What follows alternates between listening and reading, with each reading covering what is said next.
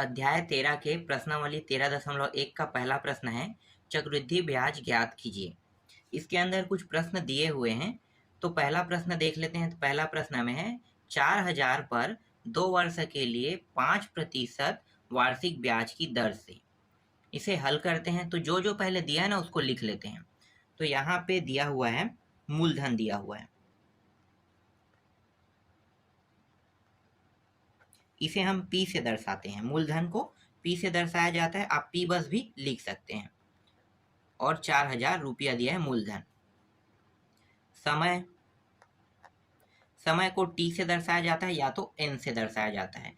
T या N दोनों एक ही है, ठीक है। और समय को यहाँ पे दिया है 2 वर्ष दिया हुआ है। और दर को दर्शाया जाता है R से, और दर का जो मान है वो दिया है 5% दिया हुआ है, इस तरह से। अब इस प्रश्न में निकालने वाले क्या हैं? चक्रवृद्धि ब्याज। तो इसको हल करने के 2 तरीके हैं। एक, पूरा का पूरा आप साधारण ब्याज के सूत्र का उपयोग कर सकते हो, और दूसरा है डायरेक्ट चक्रवृद्धि ब्याज का सूत्र का उपयोग कर सकते हो। मैं आपको दोनों सिखाऊंगा, क्योंकि साधारण ब्याज भी कई बार आता है और कई बार चक्रवृद्धि ब्याज। तो अगर मैं डायरेक्ट चक्रवृद्धि ब्याज अगर सिखा दूंगा तो आप लोग ना साधारण ब्याज भूल जाओगे। इसलिए पहले साधारण ब्याज विधि को पूरा सीखेंगे, उसके बाद के और जो प्रश्न रहेंगे उन सभी में मैं आपको पूरा का पूरा चक्रवृद्धि ब्याज का सूत्र के साथ उपयोग करना सिखा दूंगा। तो अभी हम सिंपल सूत्रों से हल करेंगे। तो चलो सिंपल सूत्र लगाते हैं।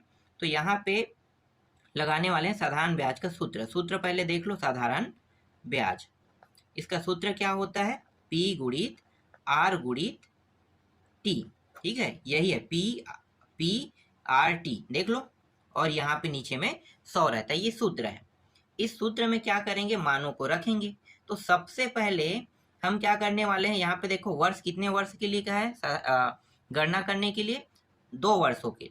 तो पहले वर्ष के लिए निकालते हैं। तो यहाँ पे आपको लिखना होगा प्रथम वर्ष या 1 वर्ष का साधारण ब्याज, ठीक है। 1 वर्ष का साधारण ब्याज आपको लिखना है, और इसी में क्या कर देना है? ऐड कर देना है, ठीक है। सारे मानों को रखते जाओ।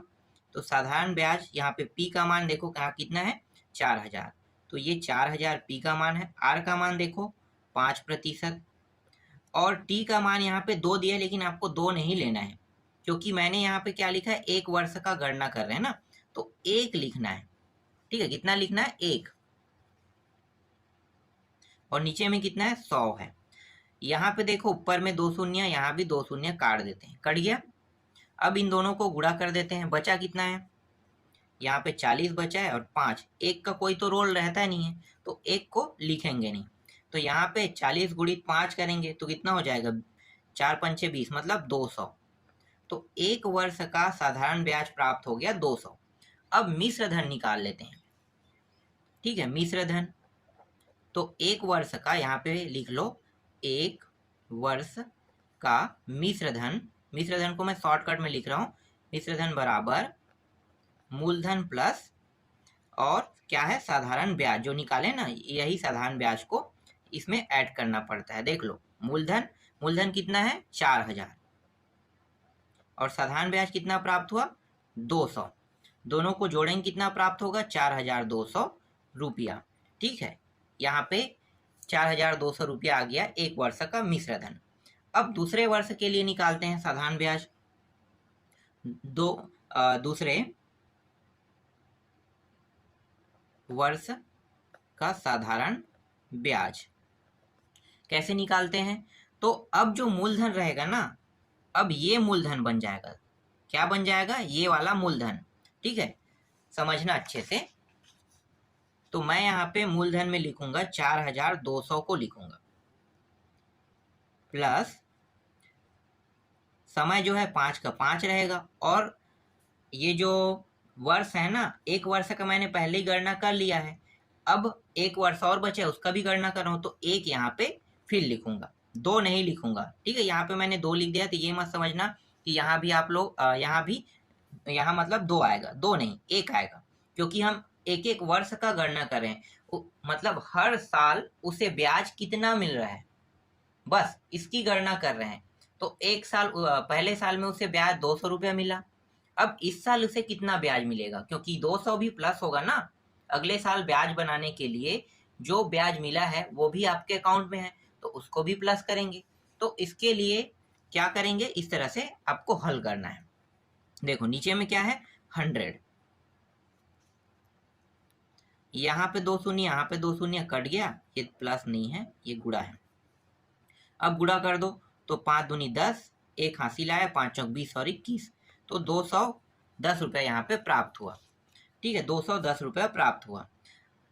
अब पहले वर्ष का भी निकल गया, दूसरे वर्ष का निकल गया। अब मैं मिश्र धन के साथ इसे ऐड नहीं करूंगा, मिश्र धन नहीं पूछा है, चक्रवृद्धि ब्याज पूछा है। तो चक्रवृद्धि ब्याज पूछा है तो क्या करेंगे, जो पहले वर्ष, जो प्रथम वर्ष जो मुझे ब्याज प्राप्त हुआ है और जो दूसरे वर्ष ब्याज प्राप्त हुआ है ना, उन दोनों को जोड़ दो तो निकल जाएगा। तो यहाँ पे आप लिख लो कुल ब्याज बराबर पहला जो था वो 200 था और अभी कितना प्राप्त हुआ, 210। दोनों को जोड़ेंगे कितना प्राप्त होगा, 410 रुपया प्राप्त होगा। यही क्या है, इसका आंसर है। देखो बहुत आसान था, बस तरीकों को समझना है हमें। ठीक है, तरीकों को समझना है। अगर ये प्रश्न समझ में नहीं आया होगा तो दूसरे प्रश्न से आपको अच्छे से समझ में आ जाएगा, क्योंकि तरीका मैं चेंज नहीं करूंगा। देखो दूसरा प्रश्न को, दूसरा प्रश्न में मूलधन इतना दिया हुआ था, समय इतना दिया हुआ था, दर इतना दिया हुआ है। ठीक है, तो मैं डायरेक्ट यहाँ पे समय, दर और मूलधन को मैंने पहले लिख लिया। ठीक है, प्रश्न को लिखने की आवश्यकता नहीं है, जो दिया उसको लिख लेते हैं, ज्यादा अच्छा है। अब क्या करने वाले हैं, अब सॉल्यूशन करने वाले हैं। तो सूत्र आपको पता है, कौन सा सूत्र लगाएंगे, साधारण ब्याज। साधारण ब्याज का सूत्र होता है P गुणित R गुणित T अपान 100। इस सूत्र में मान रख देंगे। तो यहाँ पे देखो 3 वर्ष का है, मतलब 3 बार गणना करेंगे, एक एक वर्ष का करके। ठीक है, तो पहले वर्ष का निकालते हैं, तो यहाँ पे लिखो प्रथम वर्ष का साधारण ब्याज। सूत्र क्या है, ये सूत्र है, मान रख देते हैं। तो मूलधन कितना है, 6000। मूलधन बदलते रहेगा ना, जब मैं दूसरे वर्ष में जाऊंगा तो मूलधन का जो मान रहेगा वो दूसरा रहेगा, तीसरे वर्ष में जाऊंगा तो मूलधन का मान बदलेगा, लेकिन ना समय बदलेगा ना दर। ठीक है, बाकी सब सेम रहेगा। तो यहाँ पे दर कितना है, 10 है, और समय को कितना लूंगा, 1, क्योंकि एक एक वर्ष का हम गणना कर रहे हैं। हर साल का गणना, 3 साल है तो 3 बार गणना करेंगे, इसलिए समय को आपको क्या लेना है, 1 लेना है। 2 शून्य यहाँ से कट गया, यहाँ से 2 शून्य कट गया। 10 गुणित 60 करो तो कितना होगा, 600। तो यहाँ पे आ गया 600 रुपया प्राप्त हो गया। अब साधारण ब्याज का अब मिश्र धन निकालो। तो यहाँ पे प्रथम वर्ष का मिश्र धन बराबर मूलधन प्लस साधारण ब्याज, दोनों को जोड़ते हैं तब क्या प्राप्त होता है, मिश्र धन प्राप्त होता है। तो मूलधन कितना है, 6000, और साधारण ब्याज कितना प्राप्त हुआ, 600। दोनों को जोड़ोगे तो 6600 रुपया प्राप्त होगा। ठीक है, अब ये बन जाएगा, क्या बन जाएगा, मूलधन। ठीक है, दूसरे वर्ष का जब मैं साधारण ब्याज निकालूंगा तो ये अब मूलधन बनेगा। तो यहाँ पे लिखो दूसरे वर्ष का साधारण ब्याज बराबर मूलधन कितना रहेगा, 6600 रुपया रहेगा। पूरी दर बदलेगा नहीं और ना ही समय बदलेगा, क्योंकि एक एक वर्ष के हिसाब से गणना कर रहे हैं। और यहाँ पे 100, ये 2 शून्य और ये 2 शून्य कट गया, 66 और 10 बचा है, दोनों को गुणा करेंगे तो 660 आ जाएगा, ये 660 आ गया। अब फिर से मिश्र धन का गणना कर लेते हैं, मतलब मिश्र धन निकाल लेते हैं। तो यहाँ पे लिखो दूसरे वर्ष का मिश्र धन बराबर कितना रहेगा भाई, तो देखो ये मूलधन बना था तो 6600 रुपया प्लस 660 रुपया, दोनों को जोड़ देंगे। तो यहाँ पे प्राप्त हो गया 0, ये 6, 6 दूनी 12 का 2, हासिल आई 1, 7। ठीक है, तो 7260 रुपया यहाँ पे प्राप्त हुआ। अब ये मूलधन बन जाएगा किसके लिए, तीसरे वर्ष का जब मैं साधारण ब्याज निकालूंगा तब। तो यहाँ पे लिखो तीसरे वर्ष का साधारण ब्याज बराबर मूलधन क्या रहेगा, 7260 रुपया, दर चेंज नहीं होगा और ना ही समय चेंज होगा, और नीचे में 100। 10 के एक शून्य से ये कट गया और ये भी एक शून्य यहाँ से कट गया, बचा कितना 726 रुपया यहाँ पे बचा। ठीक है, अब और मैं मिश्र धन की गणना नहीं करूंगा, क्यों? क्योंकि 3 वर्ष का था तो 3 वर्ष तक के मूलधन जो था उसके साथ मैंने गणना कर दिया। अब यहाँ पे स्टॉप हो जाएगा क्योंकि अंतिम तो निकल गया मेरे पास और मुझे निकालना क्या था, ब्याज निकालना था। तो तीनों ब्याजों को क्या कर देंगे, जोड़ देंगे। तो लिखो यहाँ पे तीनों वर्ष का कुल ब्याज बराबर पहले वर्ष 600 प्राप्त हुआ था, दूसरे वर्ष 660 और तीसरे वर्ष कितना प्राप्त हुआ था, देखो यहाँ पे 726। तीनों को जोड़ो तो कितना प्राप्त होगा, तो ये 6 7 यहाँ पे 2 है और 6 8, तो यहाँ पे 8 आ गया और ये 6 दूनी 12 और 6 3 18 1 19, तो यहाँ पे 1986 प्राप्त हो गया है। ठीक है, यही क्या है, इसका आंसर है। बन गया। ये भी दूसरा समझ में आया? नहीं आया होगा तो तीसरा से समझ जाना, क्योंकि मैं बहुत बारीकी से आप लोगों को बता रहा हूं। चलो तीसरा देखते हैं।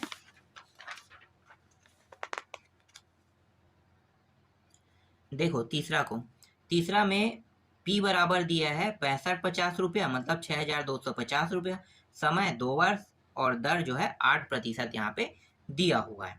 अब इसमें भी सेम तरीका वही यूज करेंगे, साधारण ब्याज का सूत्र क्या है, P गुणित R गुणित T, और यहाँ पे नीचे में 100। कितने वर्ष के लिए गणना करना है, 2 वर्ष के लिए। तो पहले हम प्रथम वर्ष के लिए कर लेते हैं, वर्ष का साधारण ब्याज। तो मूलधन कितना है, यहाँ पे देखो 6250, दर 8% और समय 2 वर्ष है, मतलब एक एक वर्ष का गणना करते हैं तो 1 लिखेंगे। फिर यहाँ पे 100 कटा दो तो ये और ये कट गया। और कुछ कट रहा है क्या यहाँ पे, तो यहाँ पे 5 के पहाड़े से कट रहा है 5 दूनी, और 5 के पहाड़े से ये पूरा मान कट रहा है 5 एकम, 5 दूनी 2 5 5 पंचे 2 एकम और ये 2 चौके, इस तरह से कट गया। अब इन दोनों को गुणा कर दो, 25 गुणित 4 कितना होगा, 125 गुणित 4, तो ये हो जाएगा, टोटल आ जाएगा 500 आ जाएगा ना। देखो 25 यहाँ पे 100 चौक 400 और 25 को भी 4 बार गुणा करो तो 100 मतलब 500, तो यहाँ पे प्राप्त होगा 500 प्राप्त हो गया। ठीक है, अब मिश्र धन निकाल लेते हैं। तो यहाँ पे लिखो प्रथम वर्ष का मिश्र धन बराबर मूलधन प्लस साधारण ब्याज। मूलधन है 6250 रुपया और साधारण ब्याज यहाँ पे 500 रुपया प्राप्त हुआ। दोनों को जब जोड़ेंगे तो कितना प्राप्त हो गया, ये शून्य, यहाँ पे 5 5 और 2 7 और 6, तो 6750 रुपया यहाँ पे प्राप्त हुआ। अब ये क्या बन जाएगा, ये दूसरे वर्ष के लिए ये मूलधन बन जाएगा। तो यहाँ पे लिखो दूसरे वर्ष का साधारण ब्याज बराबर 6750 मूलधन बन गया, दर आपका 8% और समय आपका 1 का 1 रहेगा ही, और यहाँ पे नीचे में 100, 1 0 कट गया, 5 के पहाड़ा से ये 2 बार में कट गया और ये 5 के पहाड़ा में 1 बार 3 बार 5 दिया 15 2 और 5, तो 5 पंचे इतना हो गया, 2 एकम 2 चौके। अब इसको फिर से गुणा करो तो ये हो जाएगा 4 पंचे 20, 2 हासिल आ गया, 4 तिया 12 और 2 14, फिर 1 हासिल आएगा, 4 एकम 4 1 5, 540 रुपये यहाँ पे प्राप्त हो गया। और दिया है क्या, तीसरा वर्ष नहीं दिया है ना, 2 वर्ष तक ही गणना करना है। तो यहीं पे क्या करेंगे, ये हमारा फाइनल रहेगा। अब कुल ब्याज को जोड़ देते हैं, तो यहाँ पे लिखो कुल ब्याज कितना है, पहले में प्राप्त हुआ था 500 और दूसरे में प्राप्त हुआ है 540 रुपया। दोनों को जब जोड़ेंगे तो ये हो जाएगा 1040 रुपया हो जाएगा, और यही क्या है, इसका आंसर है। देखो दूसरा प्रश्न को, दूसरा प्रश्न में क्या ज्ञात करना है, इस बार ना चक्रवृद्धि ब्याज ज्ञात नहीं करना है, इस बार मिश्र धन ज्ञात करना है। क्या ज्ञात करना है, मिश्र धन। तो मिश्र धन ज्ञात करेंगे तो यहाँ पे मूलधन समय और दर जो है दिया है, तो उसे मैंने लिख लिया है। ठीक है, अब क्या करेंगे, वही सेम सूत्र उपयोग करेंगे, साधारण ब्याज क्या होता है, P गुणित R गुणित T, यही होता है, और नीचे में 100। कितने वर्ष के लिए गणना करना है, 2 वर्ष के लिए। तो पहले हम यहाँ पे लिखेंगे प्रथम वर्ष का साधारण ब्याज। P का मान 7500, R का मान 6 और दर 1 लिखना है। ठीक है, कितनों वर्ष के लिए करो, आपको 1 ही लिखना है, क्योंकि हम हर साल गणना कर रहे हैं। और यहाँ पे 100, तो ये दोनों शून्य कट गया। 75 गुणित 6 कर दो, तो 75 गुणित 6 कितना होगा, 6 पंचे 30 का शून्य, और ये हो गया 6 सत्ते 42, और 3 कितना हो जाएगा, 45। तो 400 यहाँ पे 50 आ गया। अब मिश्र धन निकालो, तो यहाँ पे आपको लिखना है प्रथम वर्ष का मिश्र धन बराबर 7500 रुपया मूलधन था और साधारण ब्याज 450।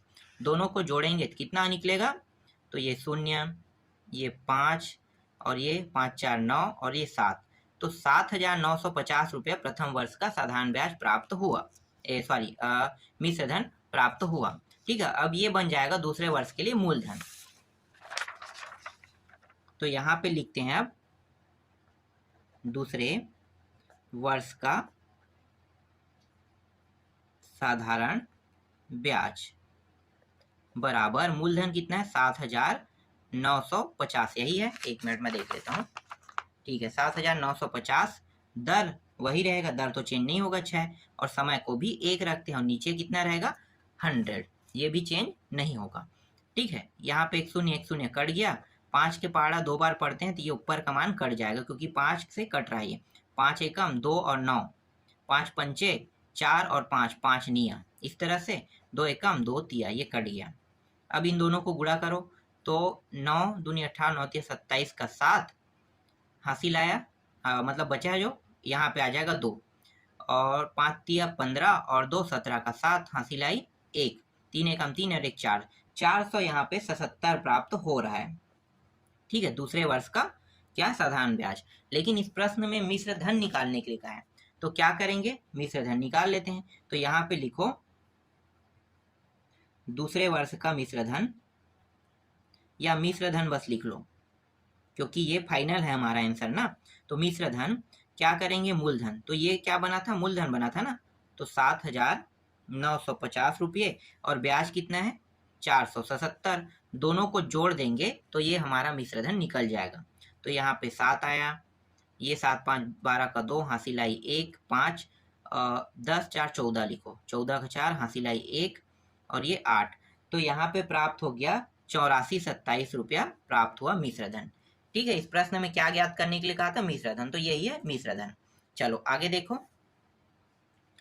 इसके बाद दूसरा का दूसरा जो प्रश्न है उसमें दिया हुआ है मूलधन का मान, P में डायरेक्ट लिख लेता हूँ। ठीक है, अब तो यहाँ पे P का मान इतना है, T का मान 2 वर्ष है, और R का जो मान है वो दिया है 8% दिया हुआ है। सूत्र वही है, बस थोड़ा सा मैं क्या कर रहा हूँ, शॉर्टकट कर रहा हूँ। ठीक है, तो क्या करते हैं, पहले हम करते हैं प्रथम वर्ष का साधारण ब्याज निकालते हैं। तो मूलधन होगा यहाँ पे देखो 2500, दर 8%, समय 1 लेते हैं, और ये रहा 100, 2 शून्य कट गया। यहाँ पे 25 गुणित 8 करो तो कितना प्राप्त होगा, 200 प्राप्त होगा। अब यहाँ पे लिखो प्रथम वर्ष का क्या निकाल रहे हैं, मिश्र धन निकाल रहे हैं।